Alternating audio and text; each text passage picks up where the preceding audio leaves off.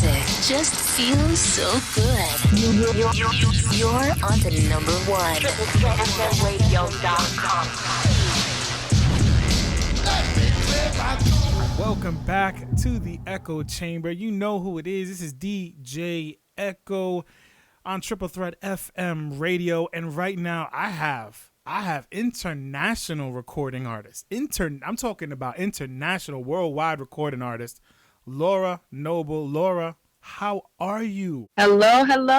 How are you? I'm great. Thank you for having me on the show. Listen, it is a total honor to have you on the show.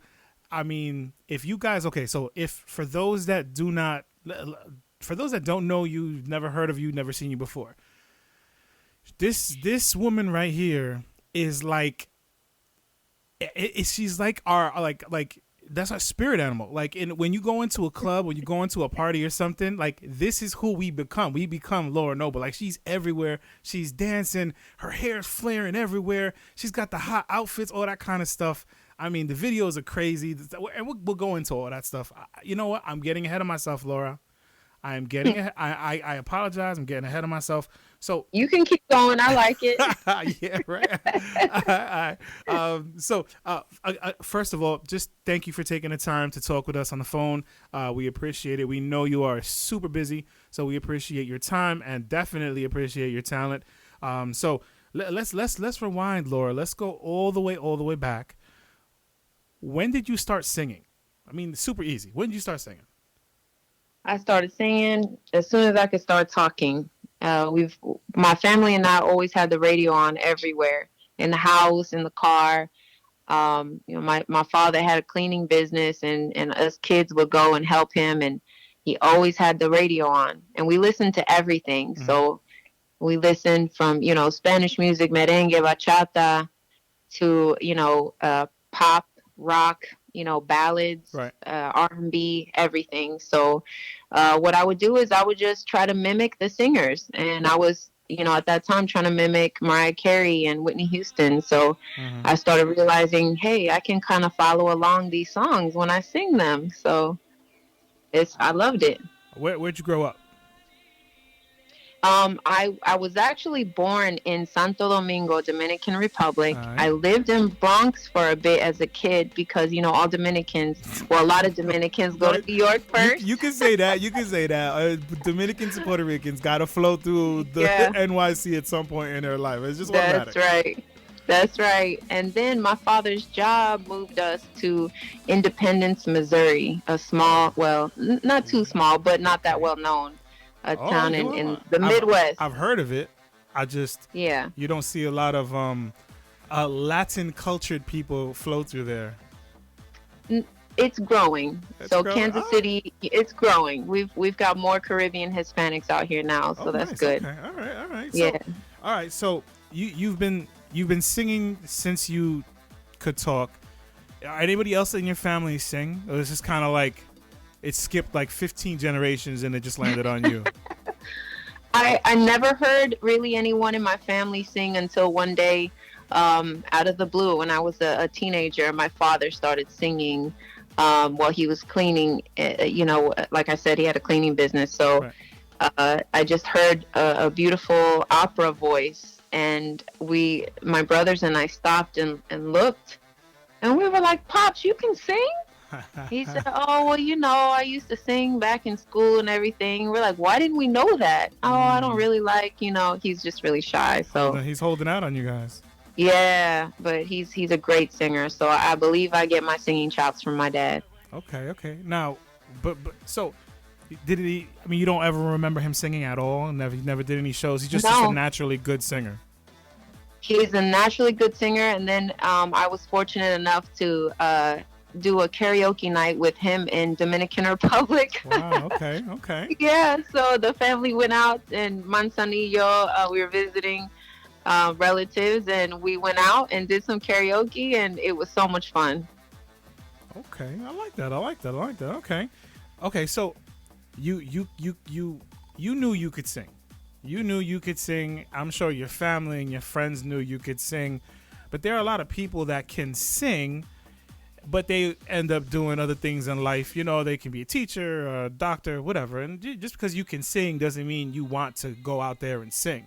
So was there a moment in your life? Can you remember that moment, a day? Was it an event? Was it somebody that spoke to you that when was that moment that was like, all right, this is what I want to do for real? Like, this is what I want to do for the rest of my life.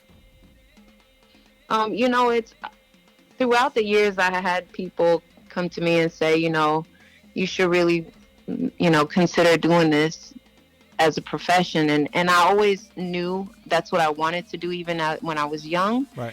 But it wasn't really until like I started first entering karaoke contests and then winning money. And then it was mostly watching people's reactions and having fun. Yeah.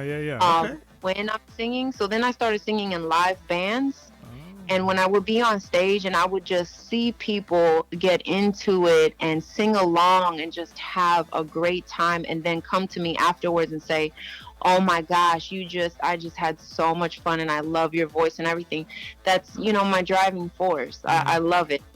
I love seeing just people experiencing happiness and pure joy and having a good time, you know? Right, exactly. Now, do you prefer singing with a live band or with tracks? Absolutely with a live band. Yes. There's nothing like it. Yes, that's what I'm talking about. To me, like, that's how you could tell like who is a true entertainer, because when I know myself, that was the one thing like I always wanted. Like anytime I've ever done a show, I'm like, is there a live band? Can we get a live band? It's just something so sporadic and so like you're in the moment, because anything can happen. In the moment. Let's say you want to do the chorus 5 times in a row. You know what I'm saying? Let's say something hits. Like, I just love it. I love it. So that's awesome. That's awesome. Okay. Absolutely. Everything you just said is absolutely the reason. And plus, you feel the music more when you know someone is putting their soul into playing that instrument. And then sometimes I still get caught off guard when I have a musician doing a solo on stage, and I'll just be in awe of their talent. You know what I mean? Yeah. And you feel every strum of the guitar, every hit of the all of it. Of the every drumstick. I totally understand. All right. So who were some artists that you looked up to when you were younger? You can still look up to them now. Absolutely. Yeah, absolutely. Whitney Houston, Mariah Carey, and some of the Latin artists as well. Selena, Gloria Estefan, of course Jennifer Lopez, because she's a powerhouse. Exactly. Of course Beyonce, you know, she's everything.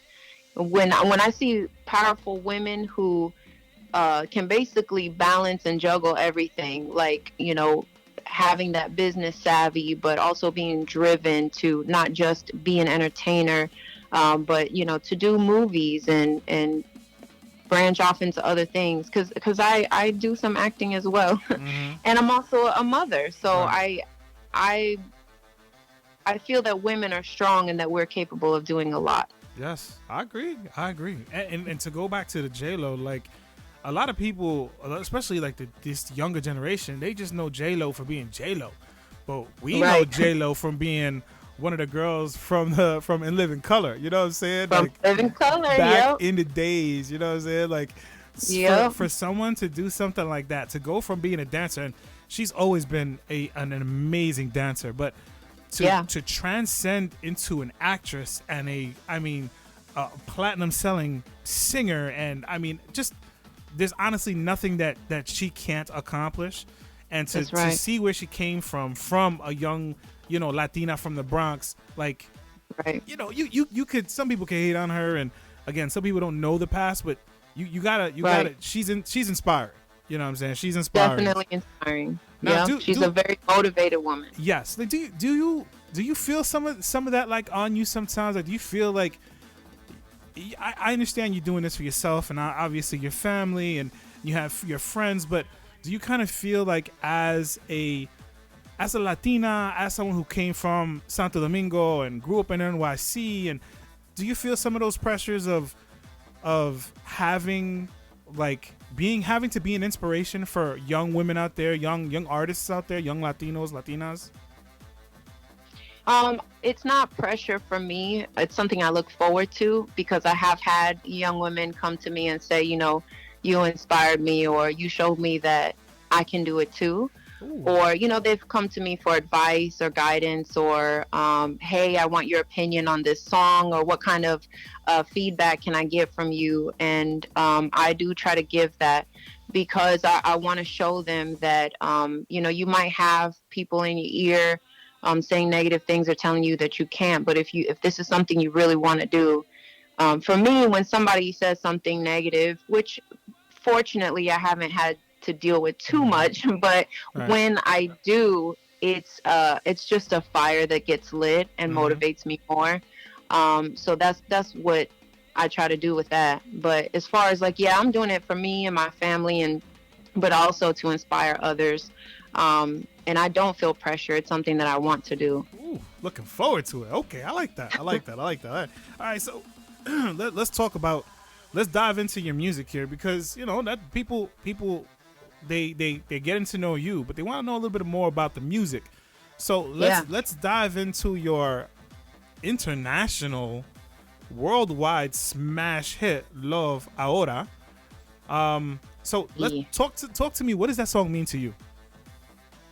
Well, I would like to tell a little bit of the backstory that led to that song. So there's a LA producer originally from Kansas City who came here who came to Kansas City to do a sync licensing project for Sony, and to get songs placed on TV shows and movies. So he said about 4 people referred me to him because it was for a Latin-based catalog. So he called me. I wrote about 4 or 5 songs. They all got picked up, and it was in collaboration with some other singers and songwriters. Right. But that project was so successful, they all got picked up by TV shows and movies. And I've actually uploaded a couple of them to YouTube. So I really liked his production style, his vocal production style, and the guidance that he gave me. So, and I just liked his music overall. So I kept speaking out loud into existence. I am going to LA to work on my own project with David Foreman. Yes. So when I connected with my label partner, Emmanuel Days, he said, he watched one of my shows. He said, you know what? You have the talent. Let's do this. Where do you want to go? And I said, I want to go to LA and I want to work with David Foreman. He said, let's make it happen. Let's go.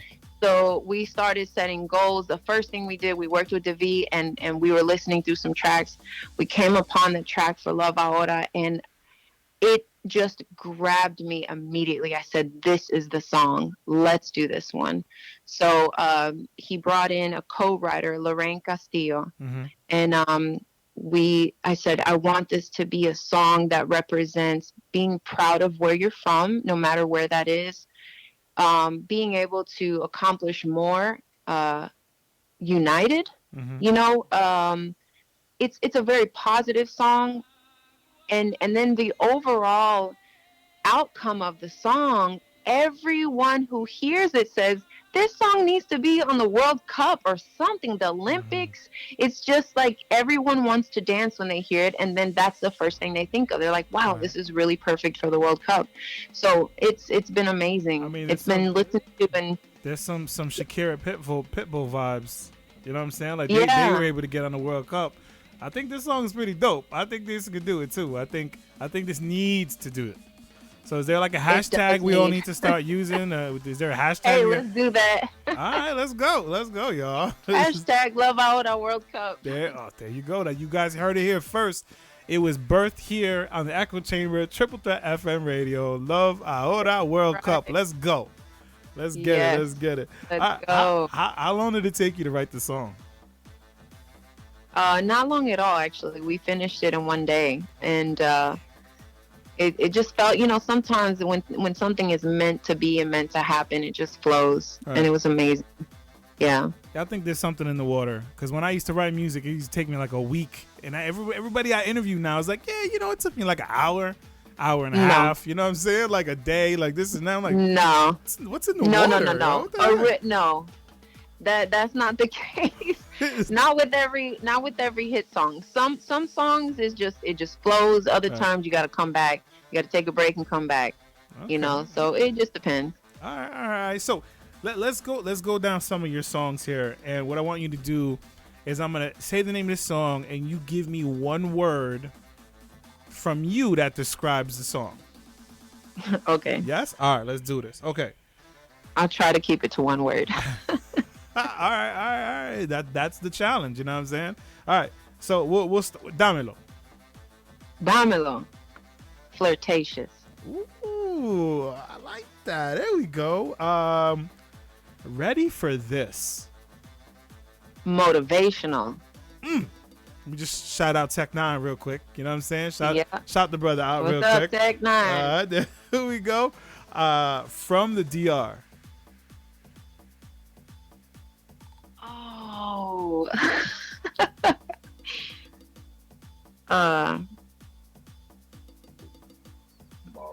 Yeah, Boss. That's a good one. Boss. The voice in the wilderness came out of nowhere. Yeah. All right. No love. Background noises. No love. Oh. Pain. Ooh. Okay. Mm-hmm. Okay. So first of all, noble. Was it noble talent? Noble. You have noble music. Records. Like you. How'd that come about? Like I know a lot of people they always say, hey, I want my own label. I want to do my own thing, and it's tough. It's super tough. Mm-hmm. You did it. How did that happen? So Noble Nation Records came about because when I teamed up with Emmanuel Dace, he had experience in the music industry. And we decided that it was best to do things under our own umbrella, under our own name, so that when it comes time to reap the rewards, we're not paying somebody else back, but paying our own self. Yes. You know, smart. Gotta be smart. Gotta be smart in the game now.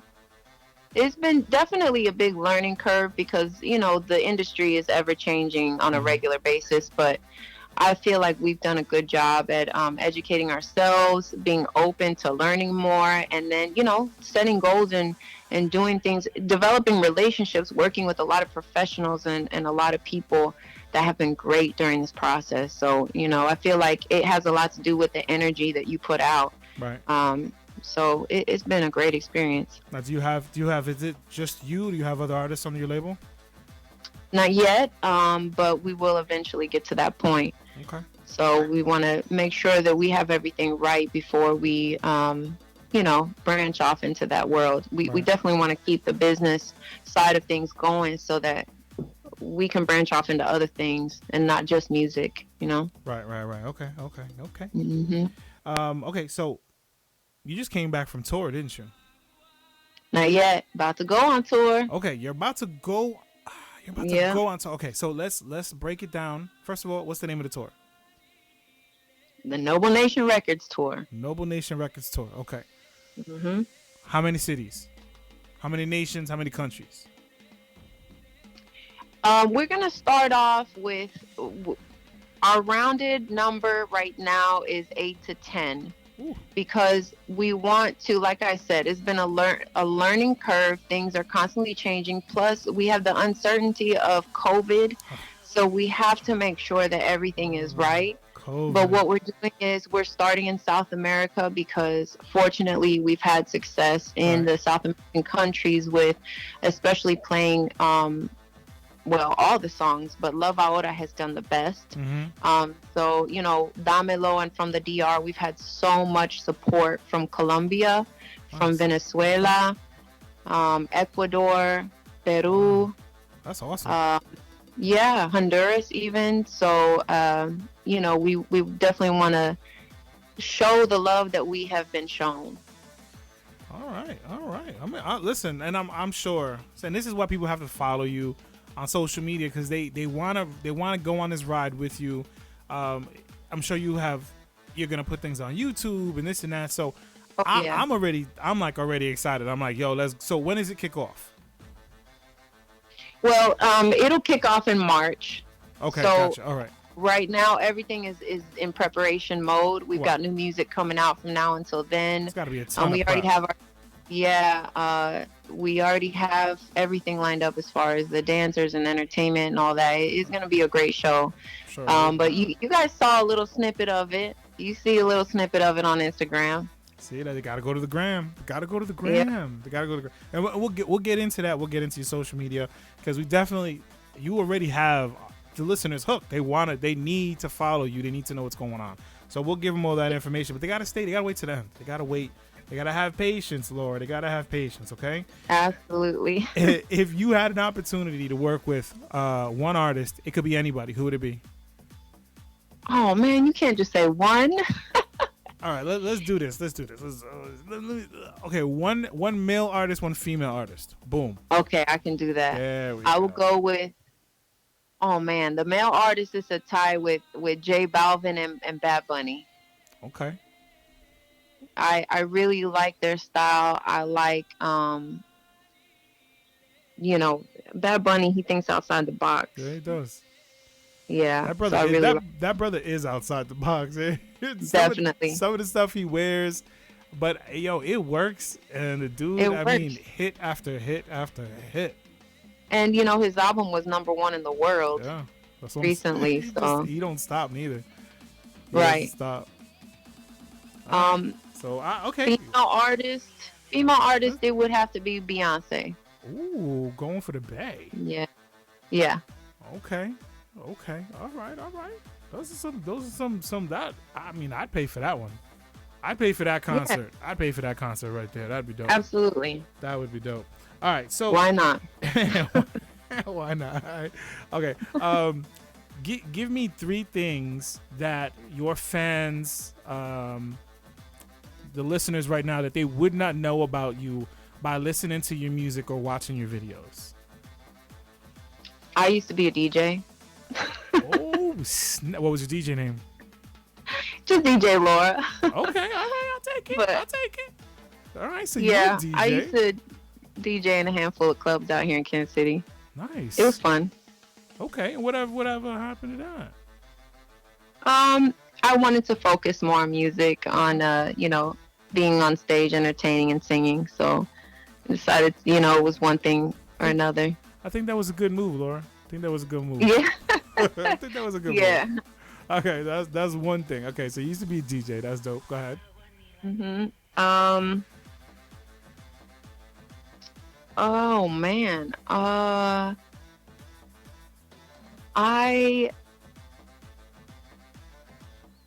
used to take gymnastics when I was a kid. Okay. Yeah, not very many people know that. That's not. Now, was that something you wanted, or was that mom and dad were like, "No, we need you to do something. We're not gonna leave you in the house all day"? You know what? It's funny because I would do stuff like outside when we would play and do round offs and cartwheels and all that. My mom put me in gymnastics, so she was like, "Oh, we might have something here." But singing was just always my thing, so. Okay. Yeah, I didn't stay in it very long. Obviously, okay. All right, one more thing. So you used to be a DJ. You used to take gymnastics. Go ahead. What else you got? One more thing. I want to perform at Super Bowl. What? You're like my hero. I'm telling you, you're my spirit animal, yo. Not only do you want your music played at like World Cup and FIFA and all that kind of stuff, but you want to perform at the Super Bowl. What? Come on. Yeah, you gotta dream big. Go all the way. That's what I'm talking about. Right there, that's what I'm talking about. All right, that's it. Everybody's hooked. Laura, you've hooked every single one of our listeners. So now what you got to do, let them know how they can find and follow you on social media. Go ahead. My Instagram is Laura Noble Music. Same for Twitter. My Facebook page is Laura Noble. And of course, you can find me on YouTube under Laura Noble. Make sure you subscribe. Make sure you follow. And I really appreciate you having me on the show. It means a lot. Listen, while they're on YouTube, they got to click that bell. So every time you go do a live or anything, you post a video, they get notified. Especially, I'm amped about this tour. Like, I'm like, March, come on, what's this March stuff? Like, how about like November? Might be sooner. It might be sooner. Yes. All right. We're trying to take off sooner. I just don't want to like put it out there and then things not, you know. It's all good. I totally understand. You want to leave us hanging. You want to keep us on the edge of our seats. I understand it. Okay, so we kind of spoke a little bit about you being a Latina within within the industry and being an inspiration. When you were going into it, were there certain stereotypes that were like thrown your way because of your upbringing, because you're a Latina, because you came from where you came from, because you're a female? Were there certain stereotypes? Were there certain judgments that were passed along to you that you kind of had to break them and kind of had to like shrug them off and kind of prove everybody wrong? Was there anything like that? I think what happens a lot of times is when you're a female, and even more so if you're a minority female, people don't take you as seriously when it comes to the business side of things. Yes. So when I have conversations and I'm teaming up with someone to, work on music or to handle the business side of things, make sure that, paperwork is right and all that stuff, people sometimes are surprised because they don't expect me to know as much as I do, I guess. Right.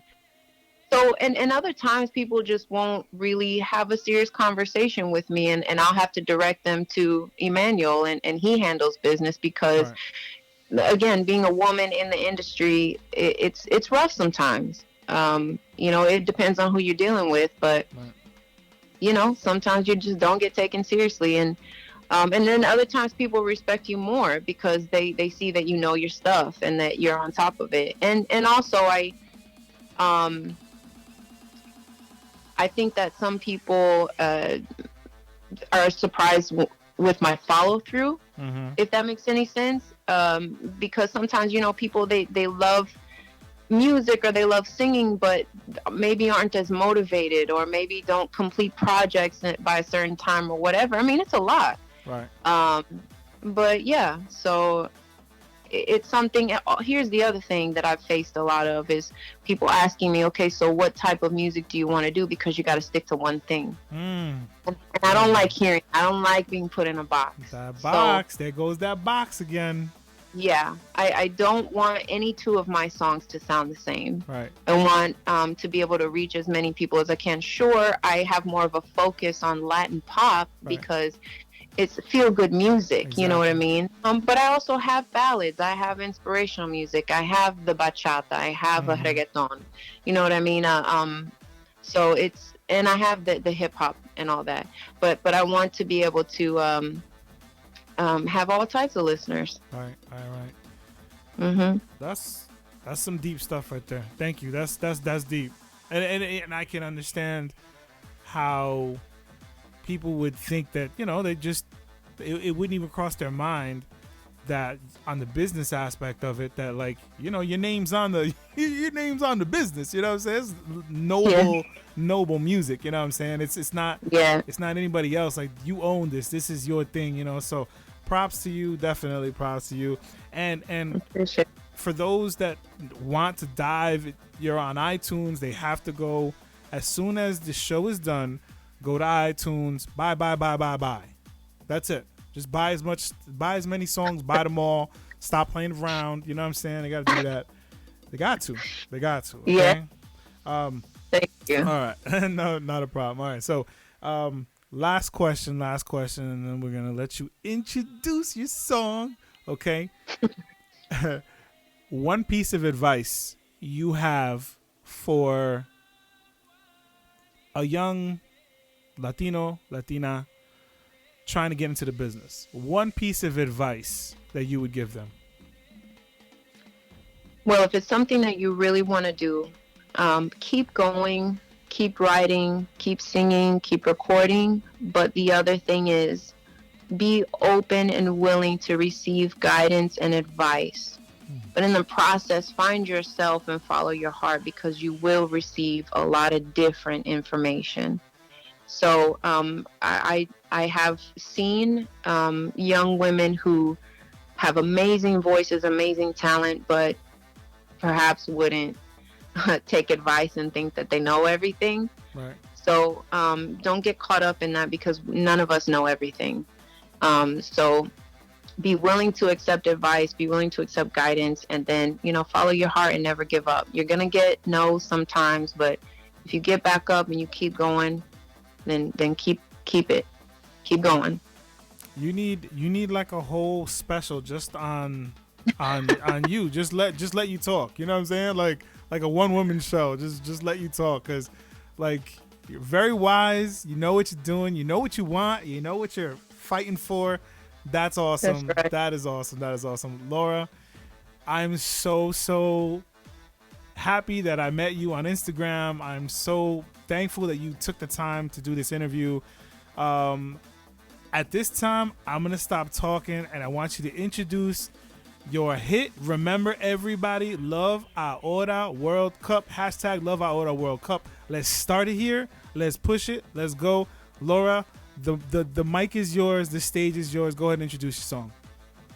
First of all, thank you so much for having me on the show. I really appreciate it. I'm humbled. And all my people out there listening right now, make sure you follow me, subscribe, everything. And I want everybody to tune in and listen to Love Ahora by Laura Noble. Thank you.